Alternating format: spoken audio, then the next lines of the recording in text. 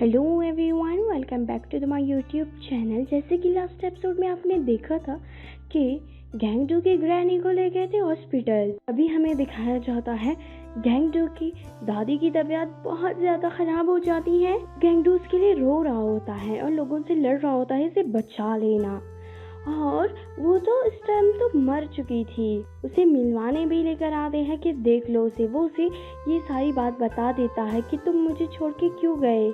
और यहाँ पे गैंगडू पूरे दिन और रात सोता ही रहता था। यंसू उसके लिए बार बार आता था और उसके लिए खाना वगैरह सब कुछ लेकर आता था, लेकिन गैंगडू उसका एक चीज़ भी नहीं खाता था। और यहाँ पे यंसू को सिवॉन बुलाते हैं नया काम के लिए। वो उसे एक नया काम दे देता है कि अब ये काम तुम करो। यहाँ पे गैंगडू के ग्रैनी के सारे कागजात गैंगडू को दे दिए जाते हैं कि ये सारी जायदाद अब तुम्हारे नाम हो चुकी हैं।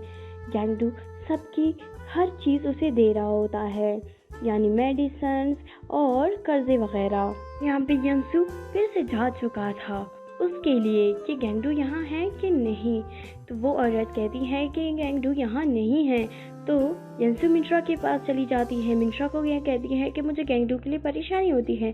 तो मिंत्रा उसे अपनी कहानी बता देती है और कहती है कि गैंगडू इतनी जल्दी हार नहीं मानने वाला, तुम परेशान मत हो जाओ उसके लिए। यहाँ पे यंसू की फ्रेंड की कॉल आ जाती है और यहाँ पे गैंगडू बेचारी अपनी ग्रैनी को याद कर रही होती है और उसका लेटर पढ़ती है। यहाँ पे यंसू और उसकी फ्रेंड यंसू के फादर की ही शॉप में खाना खा रहे होते हैं और वहाँ पे यंसू की फ्रेंड यंसू को कहती है कि आजकल तुम मुझे टाइम ही नहीं दे रहे, ऐसा तो नहीं कि तुम गैंगडू डेट कर रहे हो। तो यंसू कहता है खामोश हो जाओ, खामोश हो जाओ, क्योंकि उसकी फ्रेंड को पता नहीं था कि ये यंसू के फादर का ही शॉप है। सारी बातें फादर सुन लेते हैं यंसू के। यंसू अपने फादर को कहता है कि आप परेशान मत हो जाओ, मैं उसे डेट नहीं कर रहा हूँ।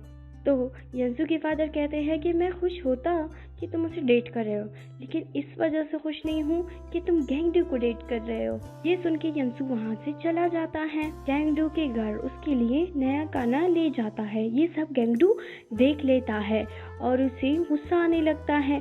वो सारे खाने वगैरह उठा के भाग रही होती हैं कि ये जल्द मैं यंसू को देकर आऊँ। तो वो जा रहा होता है। आखिरकार यंसू उसके पीछे था।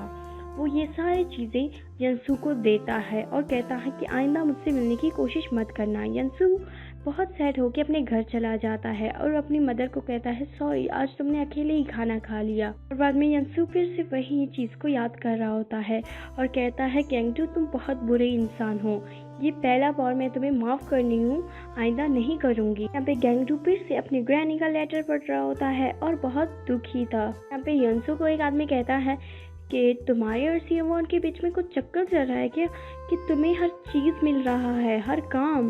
यंसू कहता है ऐसा कुछ नहीं है, अगर ये सारी बातें तुम्हें कहनी है तो जाके सिवॉन को कहो, मुझे क्यों कह रही हो। उसके ऊपर गुस्सा करता है और वो वहाँ से जल्द उठ जाता है क्योंकि वहाँ से गैंगडू आ रहा होता है। वो लड़का डर जाता है कि ऐसा ना हो ये सारी बातें सिवॉन को बोल दे। और यहाँ पे गैंगडू सिवॉन से बातें कर रहा होता है कि मैं तुम्हारा ये काम फिर से करने वाली हूँ। यहाँ पे गैंगडू जब बाहर निकलता है तो यंसू उसके सामने आ जाता है और कहता है तुमने तो कहा था मैं तुमसे नहीं मिलूंगा, अब क्यों आए हो। तो वो कहता है मैं तुम्हारे लिए नहीं सिवॉन के लिए आया था। तो उसे कहता है जो प्रोजेक्ट तुम करने वाली हो वो मुझे भी दिया गया है, हम दोनों एक साथ काम करेंगे। तो गैंगडू उसका रिप्लाई नहीं देता। तभी सिवॉन की गर्लफ्रेंड आ जाती है। वो उसके साथ जल्द से जल्द बाहर जा रहा होता है कि यंसू का दिल टूट जाए मुझसे, लेकिन यंसू जानता था कि मुझे जलाने के लिए ही ऐसा कर रहा है। तो यहाँ पे सिवॉन की गर्लफ्रेंड गैंगडू को कहता है तुम बहुत अजीब आदमी हो। तो गैंगडू कहता है कि मेरे बारे में कुछ गलत मत सोचना, मैं खुद से बेजार हूँ। सिवॉन की गर्लफ्रेंड कहती है कि हाँ अब मुझे जाना चाहिए, ऐसा ना हो मैं तुम्हारे बारे में कुछ और ही सोच लूँ। यहाँ पे यंसू की दोस्त और वही लड़का बहुत बातें और एंजॉय कर रहे होते हैं। धीरे धीरे यंसू के दोस्त के दिल में भी उसके लिए मोहब्बत होने लगती है। वे सिवॉन की गर्लफ्रेंड सिवॉन को कहता है कि हर बार तुम यंसू के बारे में सोचती हो, मेरे बारे में क्यों नहीं सोचती। वो उसके ऊपर गुस्सा करता है और यहाँ पे बॉस गैंगडू से बात करता है वही प्रोजेक्ट के बारे में, वही ज़मीन के बारे में जो उसने ग्रैनी से बात की थी। तो गैंगडू कहता है ये ज़मीन बहुत ही ज़्यादा महंगी है, मैंने इसकी जान पहचान करवा ली है, मैं तुम्हें ये ज़्यादा पैसे में दे सकती हूँ, तुम मुझे ज़्यादा दो। तो उसे आधा गुना और ज़्यादा देता है, लेकिन वो उसकी बात नहीं मानता और गेंगडू उसे इग्नोर करके वहाँ से चला जाता है। तो बॉस ज़्यादा से ज़्यादा मिंट्रा के ऊपर, यानी मिंट्रा को यही कह रहा होता है वो ग्रैनी क्यों मारा, और गाली देता है ग्रैनी को। तो मिंट्रा रोने लगती है और कहती है कि आइंदा मत बोलना, मैं तुम्हारा मुंह तोड़ के रख दूंगी। तो यहाँ पे सब ग्रैनी को याद कर करके उसके घर आ रहे होते हैं। पहले गेंगडू आ जाता है, उसे याद करता है, बाद में यंसू आ जाता है, उसके बाद मिंट्रा आ जाता है, और ऐसे ही सब आने लगते हैं, साथ बैठ के खाना खाते हैं और उसे याद करते हैं। गेंगडू की सिस्टर गेंगडू को कहता है कि जब वो वहाँ पे एक्सीडेंट हुआ था वहाँ पे एक डेड बॉडी थी। वही गेंगडू को बहुत ज़्यादा परेशान करता है।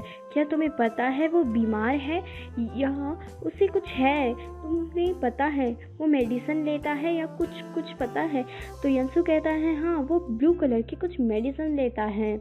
ये कहती है गेंगडू वहाँ से आ जाता है और यंसू को कहता है कि तुम घर नहीं जाने वाली, तुम घर चली जाओ। यंसू कहता है हाँ मैं जा रही हूँ। तो गेंगडू अपनी बहन को ड्रॉप करने के लिए ले जाता है। यहाँ पे गेंगडू को रात को नींद नहीं आती, वो डर जाता है अपने ख्वाब में। वो वही मेडिसिन लेने वाला था, लेकिन ग्रैनी का एक वादा उसे याद आता है, क्योंकि ग्रैनी उसे कहता है कि मेडिसिन आज के बाद मत लेना।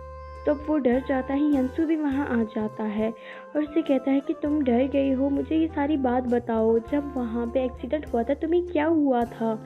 उसके हाथ पे सर रखता है। तो गेंगडू से कहता है कि तुम अभी मुझे छोड़ के चली जाओ प्लीज़। यंसू कहता है नहीं, और उसके सर पे हाथ रखने लगता है।